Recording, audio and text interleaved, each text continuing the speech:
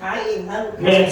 26,220น่ะคูณรถเขาเอาเงินกีบกับคูณตามเลทมือน่ะเขาเอาเงินบาทก็ตามนี้เลยบ่มีตัดมียังออกบ่มียังเลยมีแต่ให้ตามเลขนี่เป๊ะเลย ใช่ว่าเขาบริษัทตัวเองก็ได้ปืนมันสี่สะสมเงินไปสื่อก็ได้เที่ยวสะสมเงินไปสะสมเงินไปเป็นตำรวจเอาได้นี่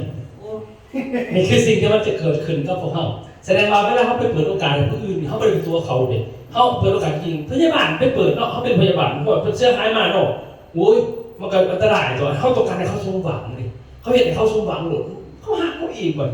ขนาดมันต้องเกิดเพราะเขาจะตั้งใจนี่เลยตั้งใจเพราะเขาจะยังนุ่มยังหน่อยอยู่นะในสภาเขาอีกมหาศาลขั้นแข็งแห้งอายุยืนน้ำกันกับเท่าไปน้ำกันเขาอยู่เนี่ยเป็นแบบมีมันน้ำกันอยู่ไหนฝ่าบอกให้เชี่ยกันตัวนี้ก่อนอันนี้คือผู้ซื้อแต่วันนี้ผู้ซื้อเขาเป็นสมาชิกแค่ไหนเป็นสมาชิกเข้าเขาก็คืนพังติงต่อห้องดิเขาก็ได้เงินมันไหนแต่นี่ของเขาต่างหากของเขาต่างหากไหนคนละอันคันเอาซื้อเองนี่เป็นของเขาเนาะนี่แหละเขาต้องมาเหี้ยนเขาไม่ต้องเก็บที่สิ่งนั้นพอเขาจัดเบิ่งผังดิตัวนี้เขาไข่สำหรับคนที่โบเบิ่งผังใครจะบอกเข้าหันเบิ่งตามเงินไม่ได้คอมเหมือนพ่อเพราะอันเดียวกันนั่นแหละอันเดียวกันใครจะบอกตามกันตัวนี้เขาเห็นแต่คนที่บริจาคอีหยังเงินหนาใช้เขาไปเขาโทรศัพท์แล้วเข้าเนี่ยไม่หรอกแต่เขาสมัครเก็บตัวนี้ไปเบิกขึ้นเขาขึ้นในผังจริงต่อมาเลยเบิกเขาซื้อเขาใครจะสอนเขาไปเขาเพื่อไปเลยเขาจะเขาผิดเพราะมันก็เลยเอาแบบนี้ให้อันเดียวกันพวกเขามันมีในโทรศัพท์เขาก็ต้องเอาตัวนี้ก็ได้เขาเบิกในโทรศัพท์เปลี่ยนเห็นหรอผู้เฮี้ยนจะใส่โทรศัพท์ไปเลยแต่ผู้เขาผู้เฮี้ยนในวันนี้เขาก็จำเอาได้ไม่ใหญ่น่ะไม่ใหญ่นี่โน่มาหาบริษัทเช่นแล้วเขายังหยาดไอ้เช่นนั้นซื้อก็ยังหยาดเนี่ยเป๊ะโผล่ได้เป๊ะเราฝากไป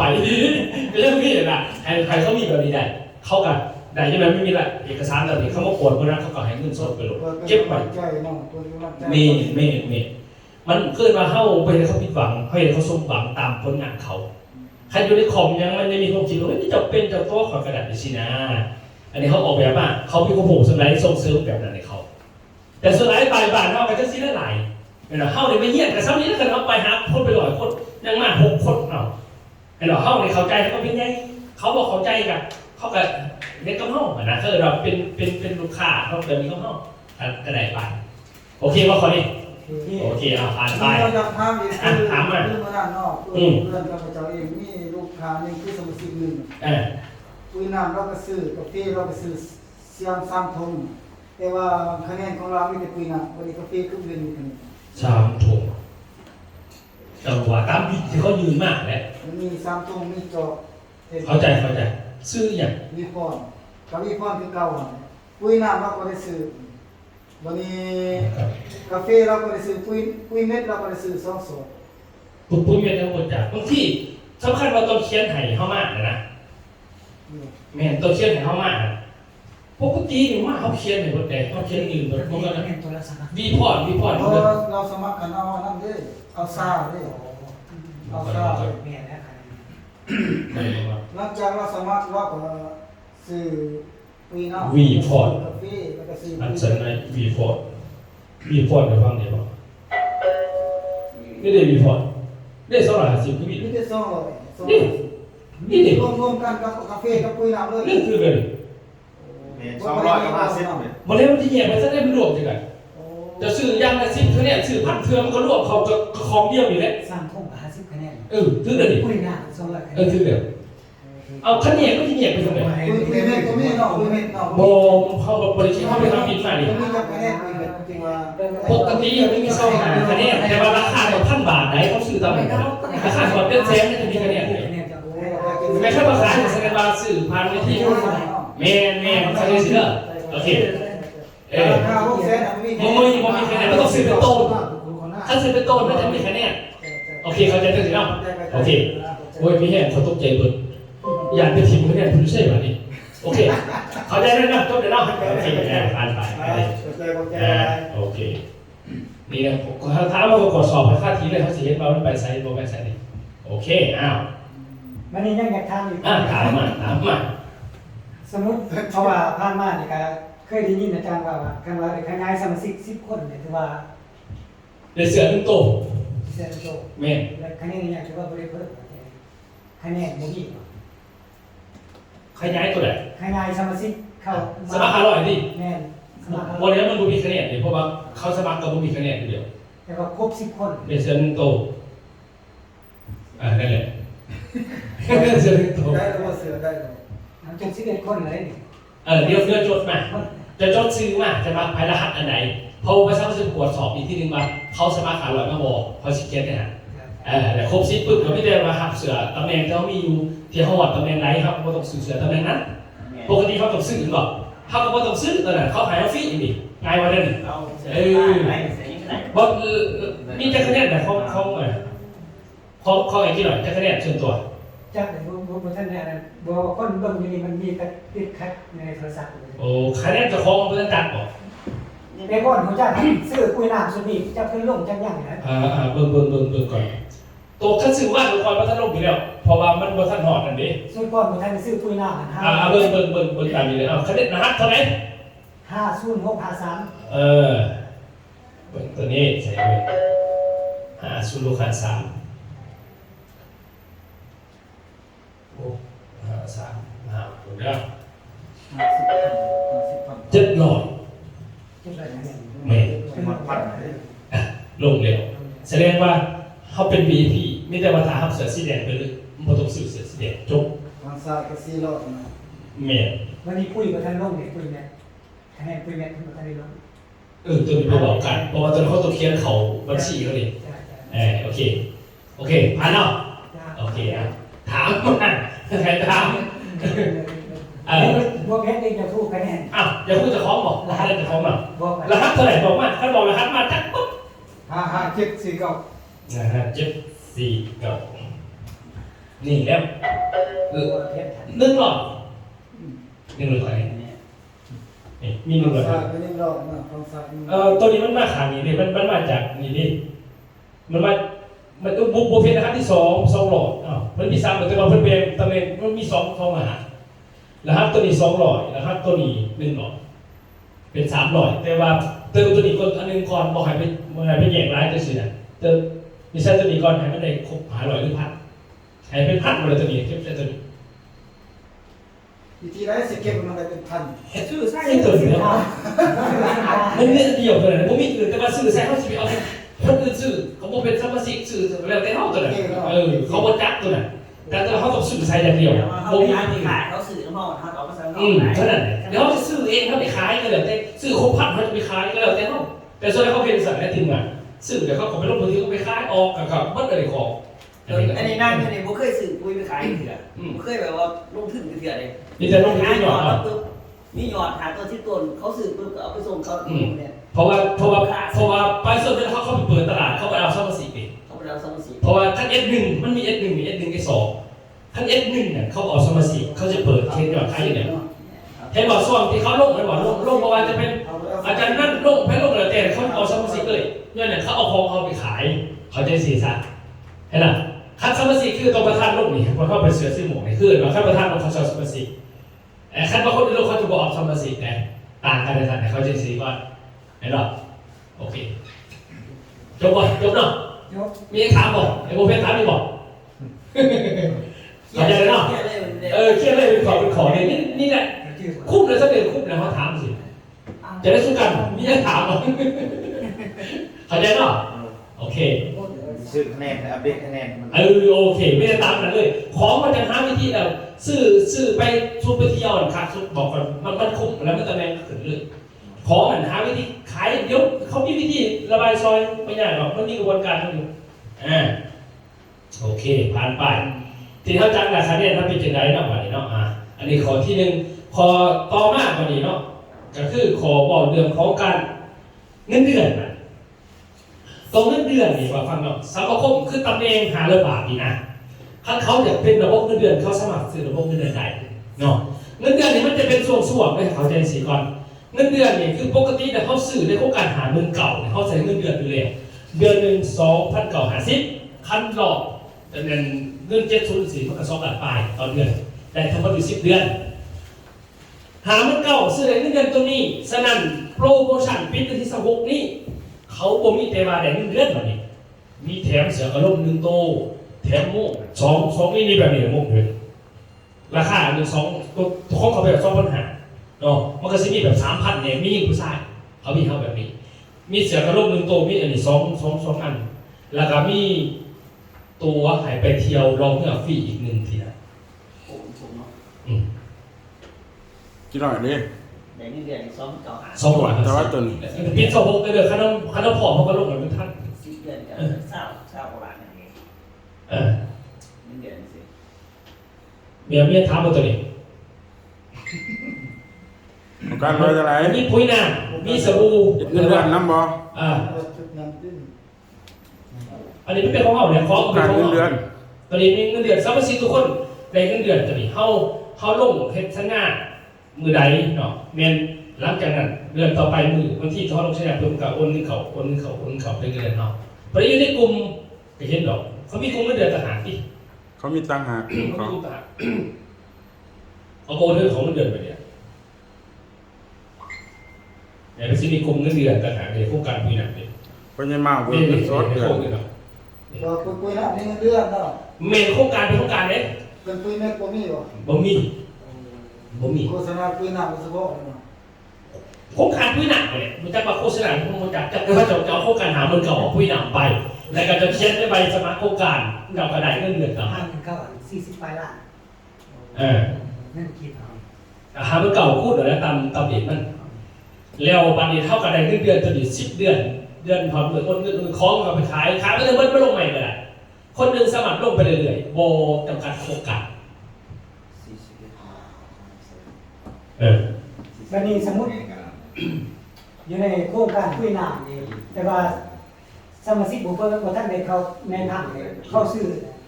เขาซื้อลงคะแนนให้เขาก็เลยว่าซื้อเข้าไปเลย โบขายตัวไปต่อขายมันขึ้นตัวจริงมันบ่มีคะแนนเองไม่ได้จะไปขายหรอกเพราะว่าเขาขายราคาพิเศษไปขายหรอกเอาเงินขึ้นหรือว่าจะใช้การซื้อขายมุ้นก็ได้ตัวอย่างมุ้นบางทีเขาซื้อเป็นชุดเดี๋ยวใส่แบบมุ้นเอาโค้งเขาซัดขึ้นไปขึ้นมานะก็ได้เอาแต่เท่าไหนพวกเป็นอย่างใครจะบอกเขาว่าบางที่เขากับขายแล้วกับเขาหักสมาชิกเขามาเอาคะแนนแล้วกับเอาของให้ไปก่อนเอาเงินมาสุดตัวนั้นเขาบริษัทแล้วก็ออกจากประเทศนี่สินะก็ได้เขาก็มุนสมาชิกก็ได้เขาไว้สิก็ได้แล้วแต่เขาขั้นผู้บริหารเขาขับไปมุนใครนอกเป็นคนขายเขาก็ขายเองก็แล้วแต่เขาเป็นของเขาดิแต่เขาก็ไม่ได้เรื่องครับเรื่องครับเรื่องสินะเอาทำอีกนี่พอดมือมันแล้วแต่แล้วนี่วันที่เดือนได้เขาก็มาเส้นน้ำเงินเขาโอนเขาเพราะต้องเส้นเขาโอนเขาอยู่แล้ว10 เดือนต่อ1โครงการคนหนึ่งสมัครเอาจากโครงการก็ได้แล้วแต่เขา เด็กปล่อยก็ได้2ทุกการ3ที่เขา เรายังประจักษ์ยังไม่ซื้อกับโอเปน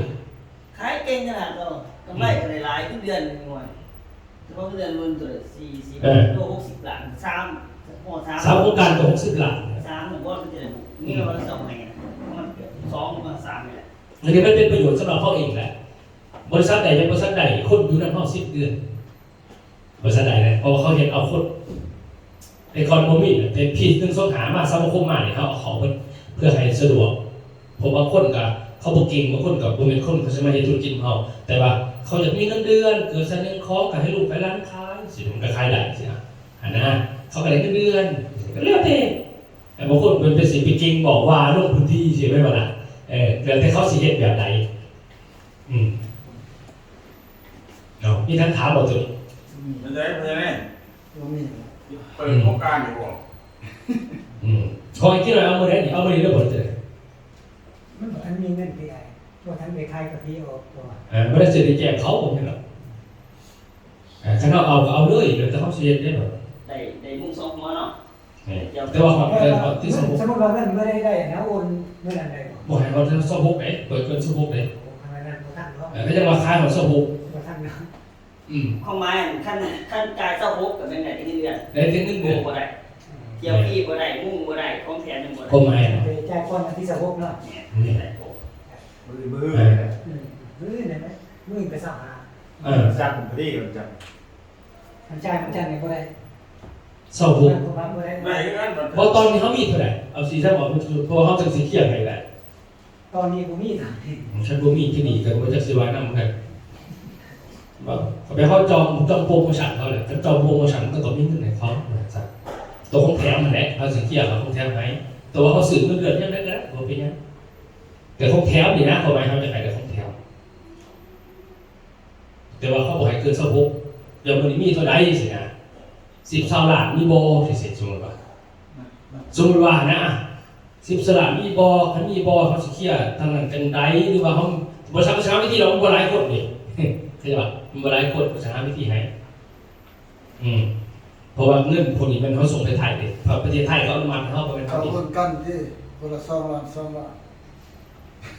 สิล้าน เอ้าหา6 คน บ่มีแข่งสิขนาดนั้นนะ ตัวคิดตรงกันเนาะ โอเคเนาะไม่ได้ตามนั้นเนาะตามนั้น ใช่ โอเคตามนั้น ไปมาเลยจะได้ โอเคเนาะอันนี้เราก่อนถึงว่าตัวงานของสมาคมต่างๆโอเคมันได้ใช้เบิ้งสิพาแพทย์ในฝั่งมันนะพาแพทย์ให้เข้าใจละเอียดต้องเพิ่มเติมตอนนี้สมาคมมาเข้าใจแล้วว่าเป็นอย่างนี้เข้าใจพื้นฐานมันได้ใช้เบิ้งว่าเวลาเขาสิเข้าใจเพิ่มเติมเนาะเข้าใจสิ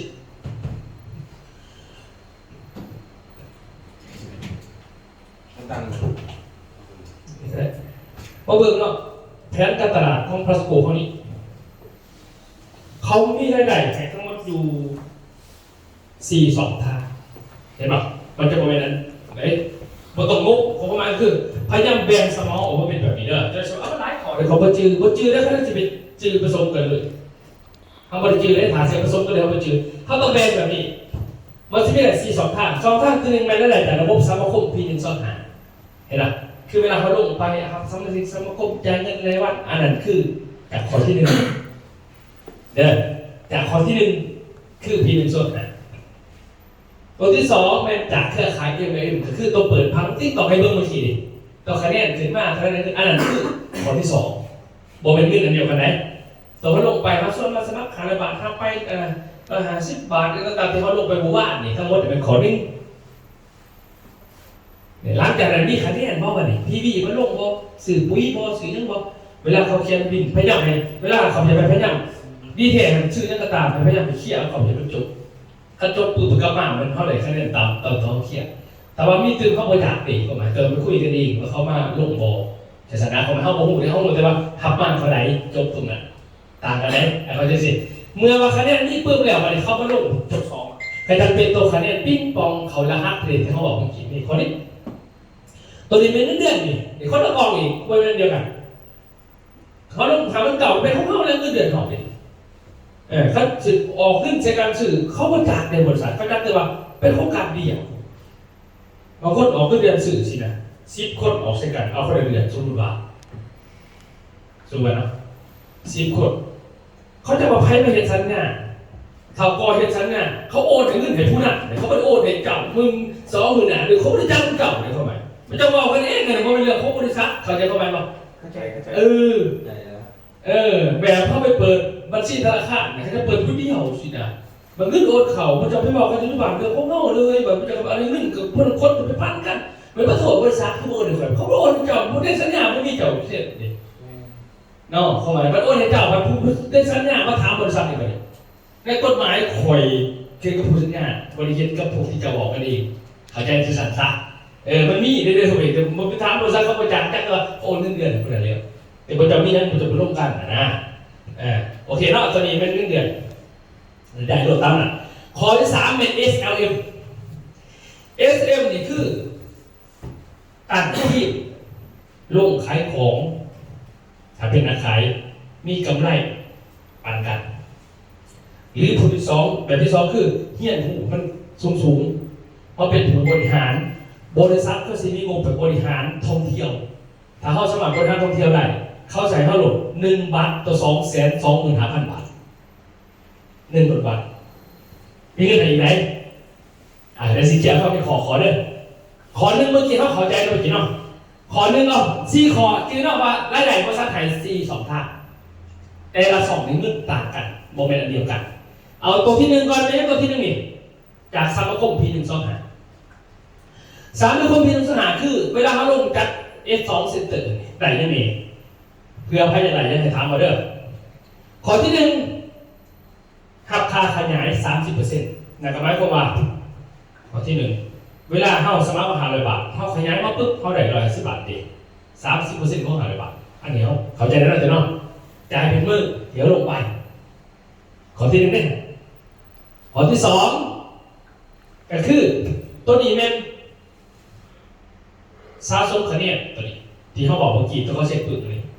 มีเท่าใดบ่มีตัวนี้เวลาหอดจังใดเอามาเบิกเงินนั้นอันนี้สำหรับคน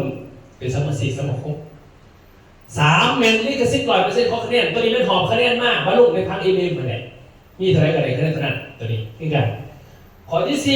4ตัวนี้หักสิทธิ์ช่วยเหลือสมาคมก็ที่ผ่านสิทธิ์เป็นผู้นำธุรกิจถ้าผ่านสิทธิ์แม่นจะได้500,000 ถึง50 ล้านกิจตัวขาดสูงสุดอันนี้คือผ่านสิทธิ์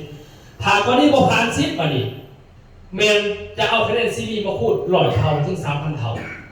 เห็นบ่คันเป็นสมาชิกอยู่ที่นั่นสูงสุดได้ 1,000 เท่าคันว่านักธุรกิจเวลาขึ้นตำแหน่งจะได้สูงสุด 3,000 เท่าต่างกันเด้ออันนี้คือ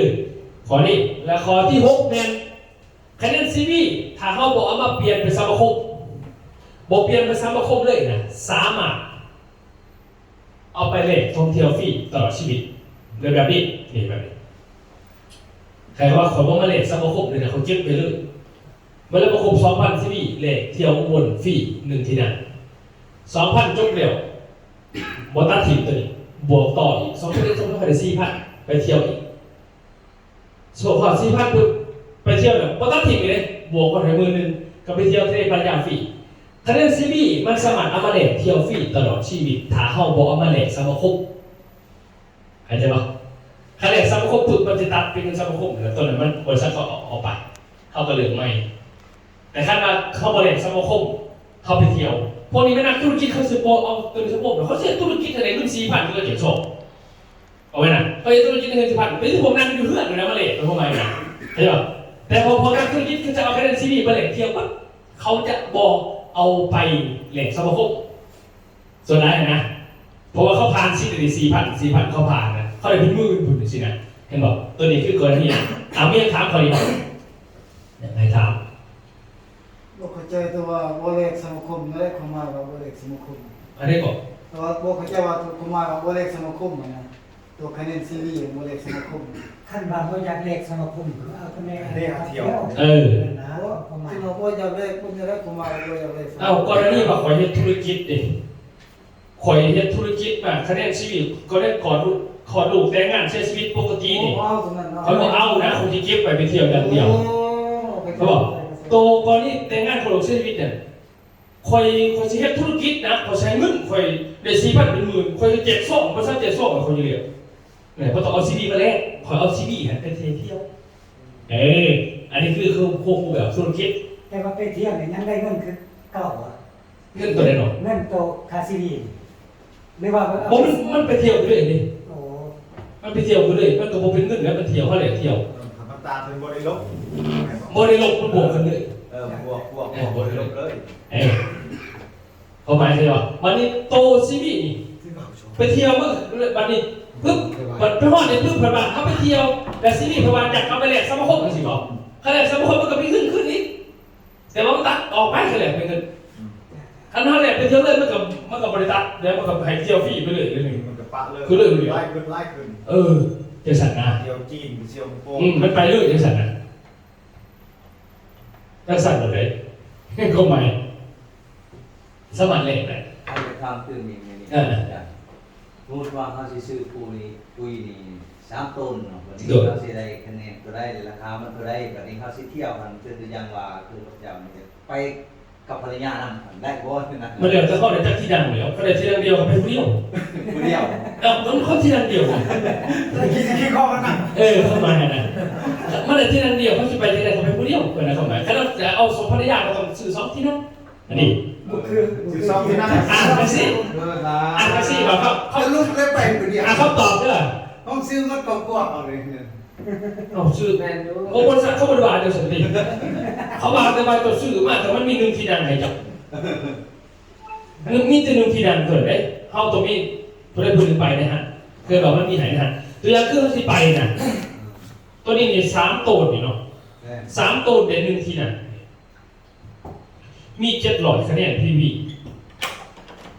เด้อ เป็นตำแหน่ง VIP 3 ตัวหนึ่งที่นั่น700 PV แล้วไปเลยเวลาเขาซื้อถ้าซื้ออยู่ใส่ซื้อจะก็บริษัทตัวละ18,000มันก็คูณ3เลยนี่ถ้าซื้ออยู่กับบริษัทถ้าซื้ออยู่นอกมันก็แพงกว่านี้เนี่ยเพราะว่าบริษัทขายรุ่น650,000จำง่าย ในต้นหนึ่งก็เลยสอง ชอบหนึ่งมาดู ๆตัว18,000ตัว18,000ปกติสอบเป็น900เลยเนาะแม่นบอก900เนาะ ก็ร้อย ประมาณนั้น ต้นหนึ่ง แต่เวลาเขาไปขายข้างนอกเขาจะขายอยู่ที่กระสอบละ950ผมมีคะแนนคันมาจากไหนมีคะแนนต่อกระสอบละ1,000จืดเด้อคนไหนถ้าสั่งไปถามว่าคะแนนเขาไม่มีให้ได้เลยเพราะว่าไม่ต้องการเรื่องเขามาบริษัทเนี่ยกระสอบละ1,000มันจะมีคะแนนให้ สมมุติว่าเราซื้อสอบหนึ่งแต่ว่า อะไรคะแนนมั้ง แม่ 700,000 สอบหนึ่งเก็บแสน แน่ แต่ว่าลงคะแนนให้เลย ลงคะแนนได้เลย แค่คะแนน เศร้าหา ไม่ใช่50,000 เศร้าหาพี่ในชื่อรถไม่ใช่รถ 6,500 แต่ถ้าไปถามว่าคะแนนมันผูกขาดไปเขาจะไม่มีครับเพราะว่ามันเป็นราคาส่งเขาคะแนนไหน บัดนี้ตัวอย่างเราซื้อสอบหนึ่ง6,500แต่ว่าเราซื้อ10สอบ หนึ่ง สิมีคะแนนแม็กหรือว่า มันกับบ่มีแล้ว บ่มี เราต้องซื้อผ่านบริษัทไปโหลดสิซื้อผ่านบริษัทไปโหลดตัวหนึ่งเลยสิตัวหนึ่งเขาอะไรเขาโหลดมันเป็นเขามีคะแนนในโหลด500 ได้คะแนน700,000 เอ๊ะแต่สาระเขาไหมเพราะว่าบริษัทเขาขายเงินเขาขายออกไปเพื่อขายซัพพอร์ตเขาเลยขายของได้เลยนะสัก 700,000 แน่นอน การได้คะแนน700,000 ฉะนั้นเขาซื้อ18,000 3ตัวเท่าไหร่เขาได้700คะแนนตัวจะไปเที่ยว1ที่นั่งขั้นได้2ที่นั่งก็2เที่ยวแบบนี้แหละก็6ตัวจะได้10ที่นั่งกับ10เที่ยวไปเลย30ตัวกับพวกนึงได้10ที่นั่งแต่สาระ อันนี้สมมุติว่าเอาที่นั่นโปรไปเที่ยวเนี่ยก็ทางละ3ต้นถือว่าได้1,500เลยเนาะ1,500คะแนน เมน เที่ยวเที่ยวเอาแต่คะแนน ได้แต่ว่าตำแหน่งก็บ่ขึ้นได้แต่จะเข้าไปบอกเพราะว่าตำแหน่งมันจะขึ้นแต่ไปเที่ยวดีกว่า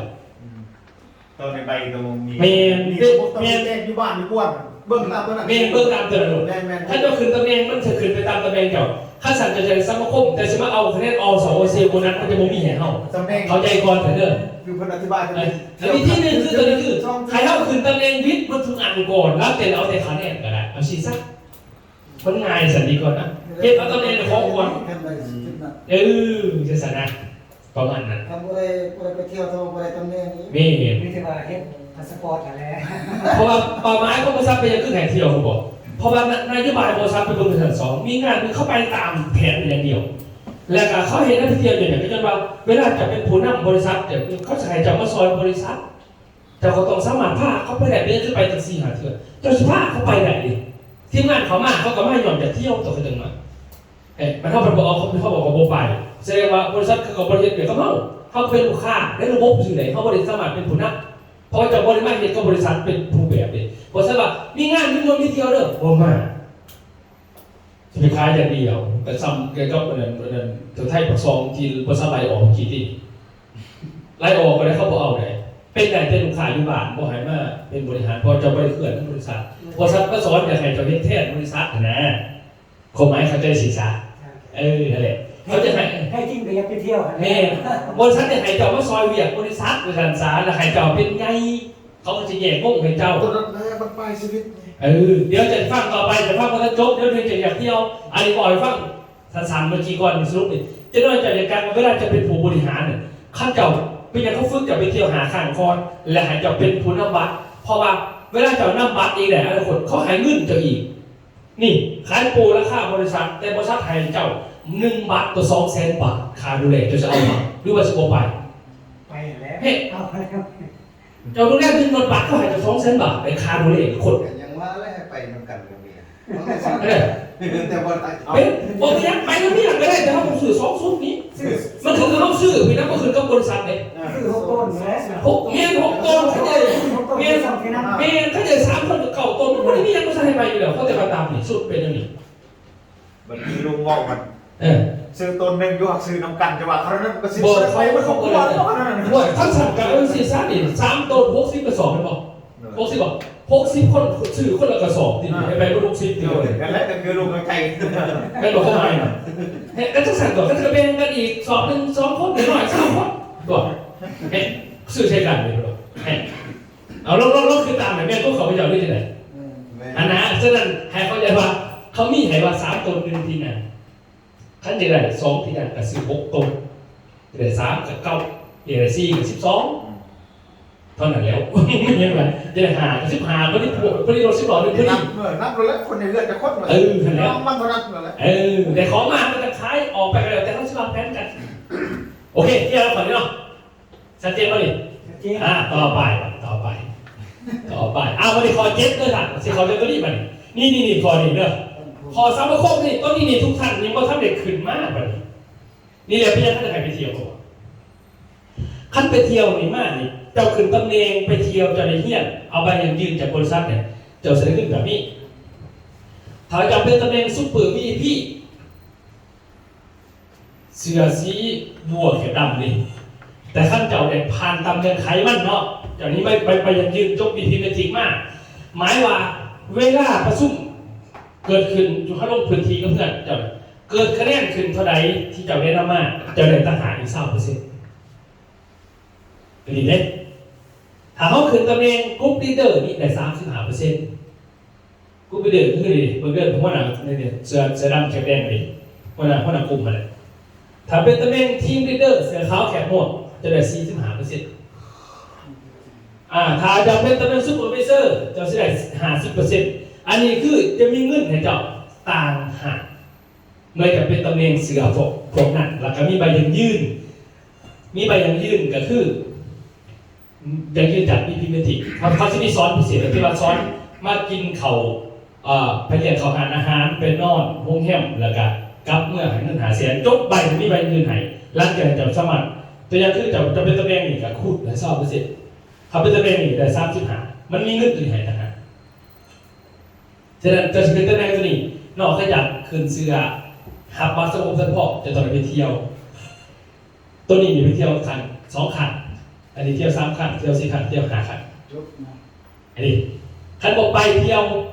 บริเวณยังจะกระไรแต่ซ้ำคมคุณปล่อยเท่าซ้ำเท่าแต่ตัวนี้บ่ได้ใครจะเข้ามาบ่ได้ไหนตัวใบยืนเขาบอกออกเลยว่ะจำเป็นไป นี่มันเป็นเรื่องเขาดีนี่แหละบริษัทก็ออกแบบมาเพื่อให้เข้าใจแล้ววันนี้มันสิผูกกันไปทางไหนมันตอนเนี่ยกันเลยแต่เบิ่งเรื่องนักเรื่องนึงเนี่ยแล้วแบบที่ใดตัวนี้แหละว่าท่านพ่อได้ป่ะนี่ฟังต่อไปมันเป็นว่านี่มันมีข้อที่8ครับบ้างข้อที่8นี่แม่นเจ้าเฮียนนี่เจ้าเฮียนเพื่อเป็นไฟจะเป็นไฟบริหารระบบสังคมก่อนเจ้าเฮียนเพื่อเป็นบริหารเด้อหมายความว่าจากนั้นเซ็นเตอร์ที่เราสุหาF2 เซ็นเตอร์คืองานที่ประธานลงไปคือว่าต่างๆอันนี้คือว่าเซ็นเตอร์งานเซ็นเตอร์นี่เจ้าต้องเขียนเป็นเนอร์ไว้คือเขียนไปเสนอมาแล้วออกป้ายเรียบร้อยแล้วนะที่ขอมาเนี่ยบาทนี้ถ้าจะเป็นไฟบริหารขอหนึ่งใครเป็นผู้นำหน่วยจะหับเป็นพ้นร่วม 8% สมัครใหม่อันเท่าไหร่บ่ผู้นำหน่วยใดบ่ผู้นำหน่วยได้แต่ว่าถ้าหนีเข้าจะเป็นผู้นำหน่วยเป็นแดนเป็นผู้นำเห็นหรอคือกับผู้นำหน่วยนี่มันมี 8% ของผู้นำหน่วยอันนี้คือไฟบริหารขอ2ก่อนนี่มันบริการแต่ผู้นำหน่วยเนี่ยมันมี CEO อีก CEO เขาก็หับอีก 8%เมื่อวานนี่ใครเป็น CEO จะนี่เห็นป่ะเขาก็ได้ 8% ก่อนบริษัทเป็นคนจ่ายเห็นป่ะมันมีจ่ายอยู่เลย 8% แล้วมานี่ต่อมาอีกเรื่องพ่อ CEO ที่นี่นอกจากได้ 8% นอกสมัครไปเรื่องพ่อเขาได้ 3% ของอย่างพี่วิถ้าเป็น CEO เองมาดิ CEO คนเป็นเรื่องอะไรบอกบ่ได้เนี่ยฟังมาดิหักเข้ามาอยากเป็นบอกนี่นะผมขอคุยกันจนเข้ามาดิเนี่ยจะเข้าใจจะจบไปเป็นบริหารเลยเขาจะเป็น CEO ง่ายๆพวกเขามาถึงทาง1นี่จบคอร์ส BGC นี่1 2 3มื้อนี้เขา3มั้ยบ่4 5แล้วก็ SCP อย่าลดเด้อ1 2 3 4 5นี่จบปึ๊บเป็นกรรมการส่วนม่วงแบบเป็นไงเลวเข้ามาสมัครตั้งตัวเองเป็น CEO ได้เลยบ่ได้ผิดกฎระเบียบได้ทั้งสิ้นเลยเป็นเองเฮาแยกเองแยกหมดทุกคนก็ได้บ่ต้องสวนกับไผบ่มีเรื่องบ่มีสิทธิ์เขาบอกอย่างบ่มีสิทธิ์ขันเฮาจะดีเลยผู้ใดมีปัญหาเขาตัดถนอมได้แสดงว่าจะบ่เข้าใจเขาคนเข้าใจมั้ยแสดงเขาให้เฮียน10อันเพื่อว่าให้เฮามาเป็นบริหารยังไงเนาะบ่หลายเขาปั่นมาแต่หารุ่นเร็วเข้ารุ่นที่6กำลังได้30มันเป็นคู่มือนะมันเป็นทิศมาทีนึงเมื่อ ซีโอเองปุ๊บเนี่ยเขาเสีย20%จากดอกพี่สามารถขึ้นเป็นเนอร์ออกมาก็บริหารได้เลยเนาะอันนี้คือข้อที่4บัดนี้นักวิชาการตายอยู่ไหน วิชาการหลอกไปมีแต่ประธานเป็นวิชาการเองต่อไปมันจะมีแต่ประธานไหนคือจะตีเขาเป็นวิชาการจะพวกเป็นวิชาการจะพวกเป็นวิชาการเขาจะเป็นวิชาการแล้วเขาก็ลงแทนประธานมันวิชาการเขาไม่ไปสื่อเขามีใครจ่ายเขาก็ได้8%เนี่ยแต่ประธานไปถึงว่าหายไปได้เด็ดเขาเองเนี่ยเติมมันเลยเติมรถคนนี้8%ต่างๆไม่หรอกนี่ข้อหนึ่งได้แล้วต่อมาอีกวิชาการเขาได้ข้อที่5พอเข้ากับสมัครเป็นได้เมื่อเวลาเข้าเพียรหูขึ้นไปเขาเป็นซีโอพาดแล้วก็เขามีทีมรู้ได้เห็นเป็นเขาบอกฝึกมีเป็นยังเขาจะไงจับไม่ฝึกเพราะว่าวิชาการบอกว่าเป็นนานดูซื่อไม่หรอกวิชาการไปเนี่ยไปเฝ้าบอกไอ้มู่เขา